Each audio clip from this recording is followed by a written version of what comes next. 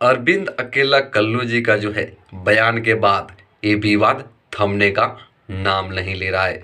आपको बता दें कि कुछ ही दिन पहले अनुपमा यादव और अरविंद अकेला कल्लू का जो है एक बहुत ही ज़बरदस्त स्टेज शो था, लेकिन कल्लू ने जो है गलती से एक बहुत ही बड़ी भूल कर जो है एक बातें बोल दिया, जिसको लेकर जो है पूरी इंडस्ट्री में बवाल हो चुकी है।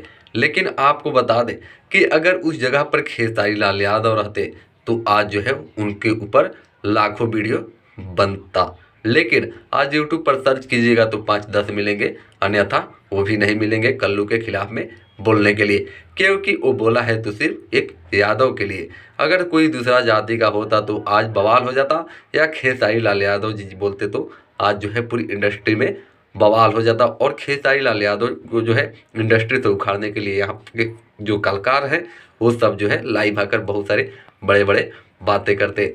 लेकिन आइए बात करते हैं अनुपमा यादव के स्टेज शो में जो है अनुपमा यादव को न कहकर वो पर्सनल जो है पूरे यादव समाज को जो है टारगेट वहाँ पर कल्लू ने किया। लेकिन कल्लू के खिलाफ बोलने वाले कोई नहीं है, क्योंकि सिर्फ खेसारी लाल यादव को जो है उखाड़ना चाहते हैं लोग इंडस्ट्री से। लेकिन जब तक आप सब दर्शक रहेंगे, आप सब फैन रहेंगे, तब तक खेसारी लाल यादव को कुछ नहीं हो सकता।